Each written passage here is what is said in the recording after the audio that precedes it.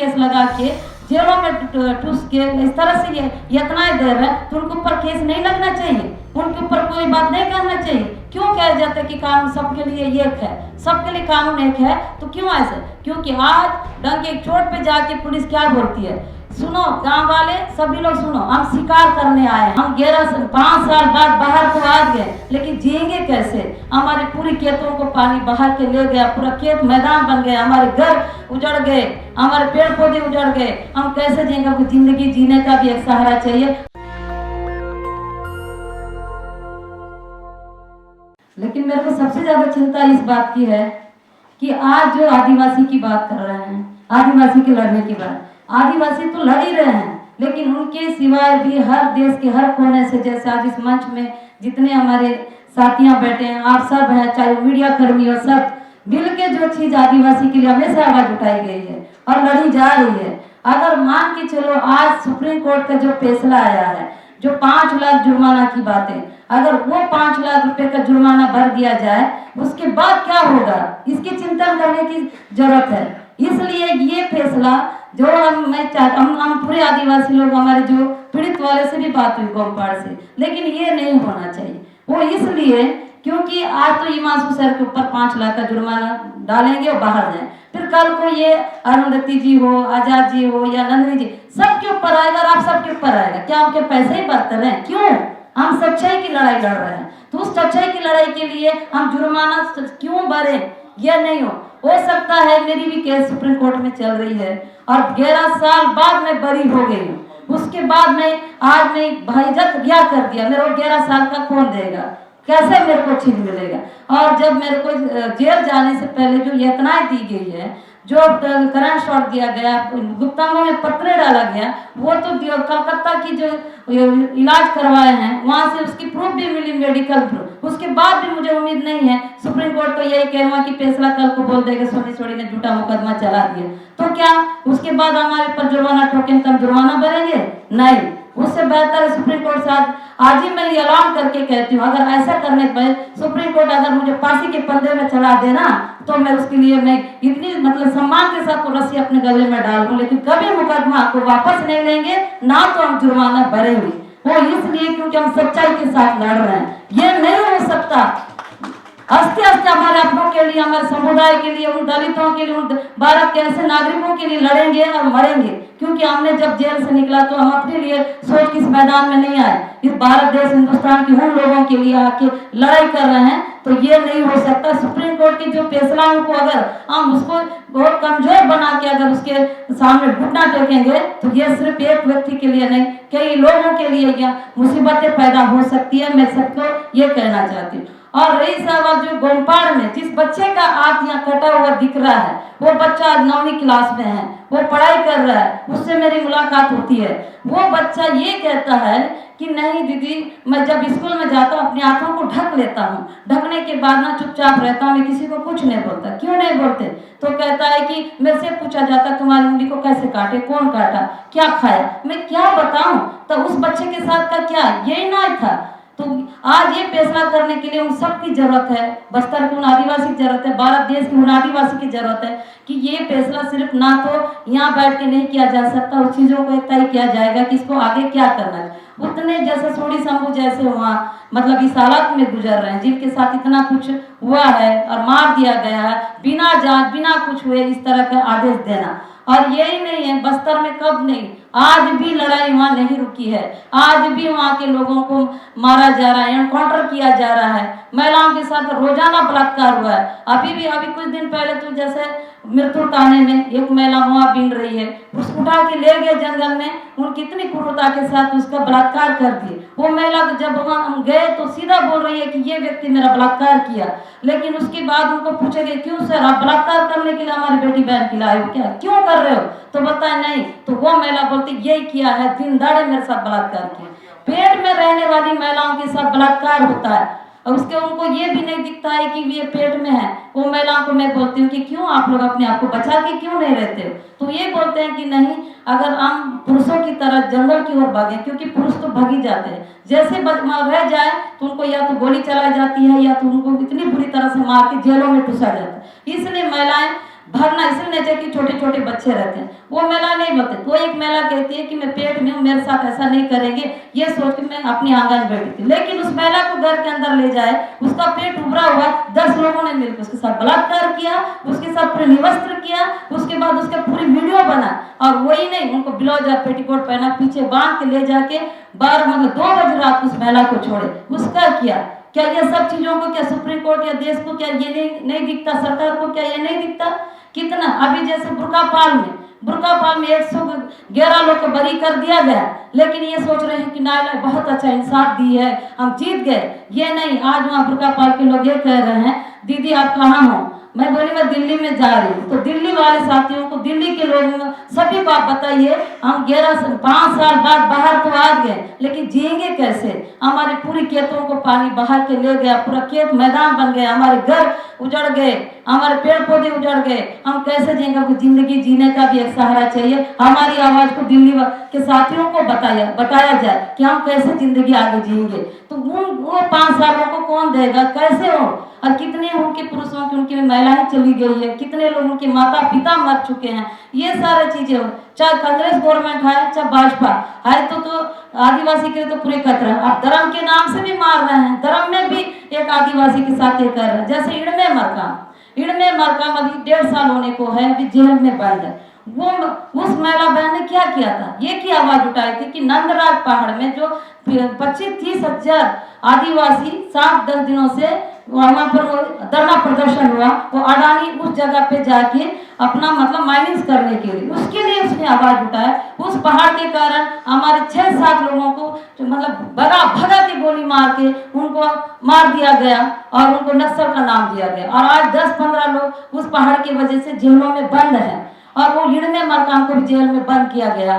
क्यों? इसलिए कि इड़मे मरकाम उस बातों को आवाज उठाए, तुम सब लोगों ने मिलकर आवाज उठाई। क्योंकि जो पहाड़ की बात नंदराज की कर रहे हैं, वो एक बहुत बड़ा चट्टान, बहुत बड़ी पहाड़, जब मानसून चलता है उससे टकराव होता है, उस टकराव से फिर पानी बरसती है और पूरे हमारे लोगों का, ये कितने लोगों की ये पानी की सड़क बना। उस पहाड़ को अगर अडानी जैसे लोग अगर कब्जा कर ले तो पहाड़ तो बिखर जाएगा, फिर क्या होगा मानवता का जीवन? इस बात को लेके एक लड़ाई लड़ी जाती है, तो हमको नक्सलवाद कह के वो कर दिया जाता है। और इनमें दूसरा ये भी सवाल उठाई थी कि महिलाएं, वहाँ हमारे पालनार की महिला थे, वो दिन दाड़े आके ये गांव में बैठे थे, वो कोई नक्सलवाद नहीं, उनको दिनों में उठा के ले गए। देख रहे हैं पुलिस वाले, पुलिस जब ले जा रहे थे, लोगों ने देखा, सब लोगों ने कहा कहाँ ले जा रहे? लड़कियां ने भी बोला कि हमको ताना या वहाँ ले जाइए, कैंप ले जाए। क्यों लेके जा रहे हैं हमको जंगल के? लेकिन उन लड़कियों को 2 बजे दिन को लेके गए और उनको इतने क्रूरता के साथ बलात्कार किया गया।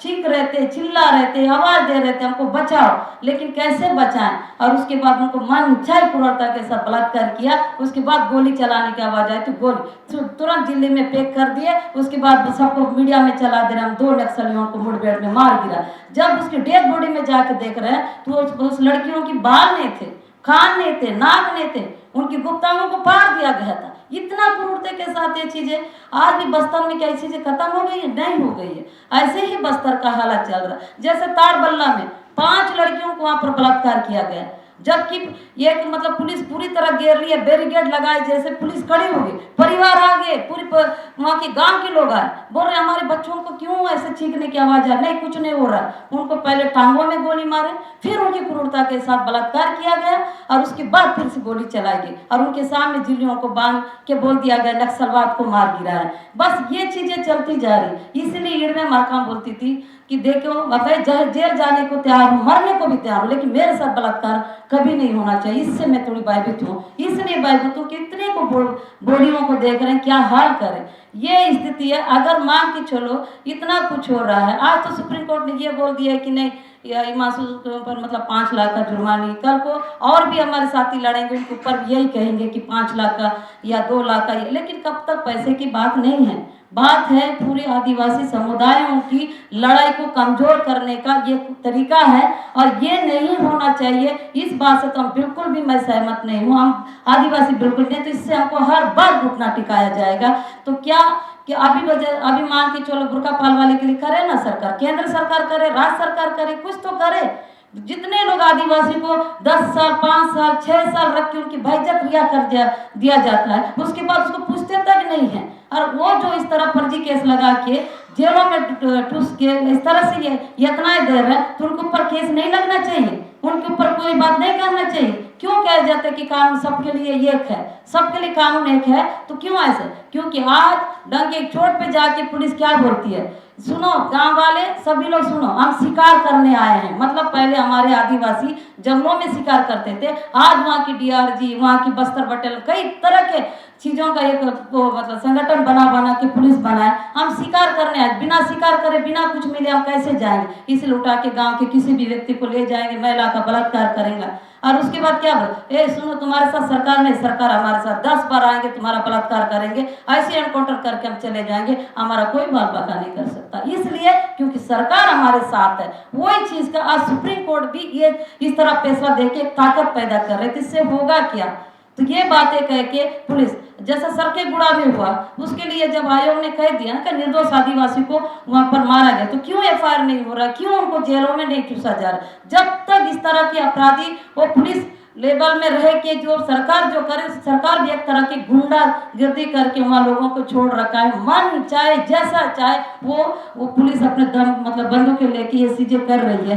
तो ये लगता है कि आज गोमपाड़ के बारे में ज्यादा बात होती है, तो गोमपाड़ के लोग दिल्ली आने को तैयार हैं, और ये बातें सब सारे सुन रहे हो कि पहली बार आदिवासी राष्ट्रपति बने तो उससे बहुत कुछ उद्धार होगा, बहुत कुछ अच्छा होगा। लेकिन मेरे को तो ये नहीं लगता होगा या नहीं होगा। लेकिन पहले आप सबके सामने मेरा यही रहेगा सबसे फर्स्ट में कि राष्ट्रपति के लिए हम जरूर आवेदन देंगे, तो उसमें कोई हम बस्तर की एक नहीं जाएंगे, दिल्ली के हमारे जितने साथी भी हैं और बस्तर के लोग वो फर्स्ट में मुलाकात करने जाएंगे वो राष्ट्रपति से, और हमारा एक आवेदन होगा कि बस्तर के लोग से मिले, और बस्तर के लोग आएंगे, राष्ट्रपति से मिलेंगे, वो अपने दर्दों को बताएंगे। अंतिम व्यक्ति जो हर दिन इस जुल्म से सह रहा है, जूझ रहा है, कैसी यातनाओं को सह रहा है, कितने बलात्कारों को सामना करना पड़ रहा है, कितने एनकाउंटर, वो सारे बस्तर के लोग आएंगे, साथ साथ हमारे पूरे भारत देश के वो आदिवासी उनके समर्थन में रहेंगे। ये मेरी अपील है। अगर ये बात सब तरफ इतना उत्साहित बना दिया जा रहा है कि आदिवासी राष्ट्रपति बनी है तो बहुत कुछ करेगी, तो हम भी एक उम्मीद के तौर पे आप सबके सामने एक ऐलान कर रहे हैं कि हम जरूर राष्ट्रपति से एक आवेदन जारी करेंगे कि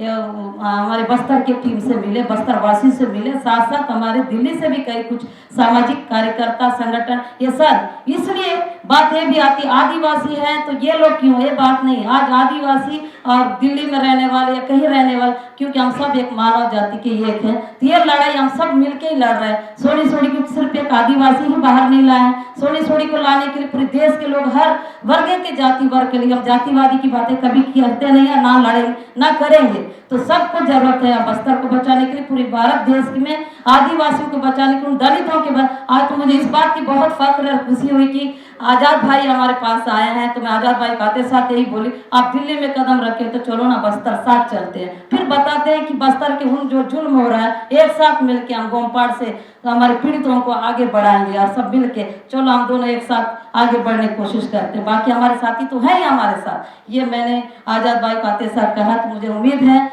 कि वो जरूर बस्तर आएंगे, और बाकी जो बैठे हैं उन साथी तो लड़ते ही रहे हैं, और फिर अरुंधति राय हैं, नंदिनी सुंदर जी हैं, लक्ष्मण जी हैं, मतलब प्रशांत जी वगैरह, सबका यही है कि क्योंकि प्रशांत जी ने एक बात बोले थे कि वो बात मतलब मेरे को बहुत अच्छा लगा कि मैं भले पार्टी ज्वाइन करके मैं उनसे पूछी थी, आप पार्टी में नहीं है लेकिन मैं तो हूँ, क्या है उससे क्या होता है, आपको अपनी बस्तर को देखना, बस्तर के लिए लड़ना है। आप पार्टी ज्वाइन करके ये लड़ना, ये मैंने कभी नहीं बोला। आपको अपने बस्तर के लिए, उन लोगों के लिए हमेशा बुलंद आवाज करके ताकत से, क्योंकि तुम्हारी ताकत खत्म ना हो इसलिए एक मैदान दे के आपको वहाँ पर भेजना पड़ा, और उसको हमेशा बरकरार रखना सुनी, और ये हमारा आशीर्वाद और हमारा हमेशा बने रहेगा। ये प्रशांत जी के बोले थे तो उसको हमेशा मैं याद करती हूँ, और हमारे गुरु जी तो है ही हैं सब। तो ये बहुत खुशी की बात है कि ये सुप्रीम कोर्ट ने ऐसे फैसले लाने से हम एकजुट होके आज एक मंच में बैठ के ऐलान कर रहे हैं। तो मुझे फिर से वो दिन याद आ रहा है जब हम जेल की कोठी में रह के सुनती थी कि नहीं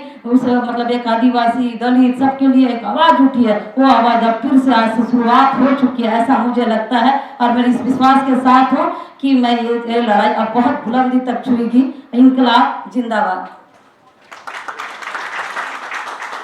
नेशनल दस्तक की आपसे गुजारिश है कि अगर इसको बचाना चाहते हैं तो नेशनल दस्तक को सब्सक्राइब करने के लिए रेड कलर के सब्सक्राइब बटन को दबाएं, फिर बेल आइकन की घंटी दबाएं। नेशनल दस्तक को बचाने के लिए बहुत जरूरी है कि हर खबर को शेयर करें, लाइक करें, कमेंट जरूर करें।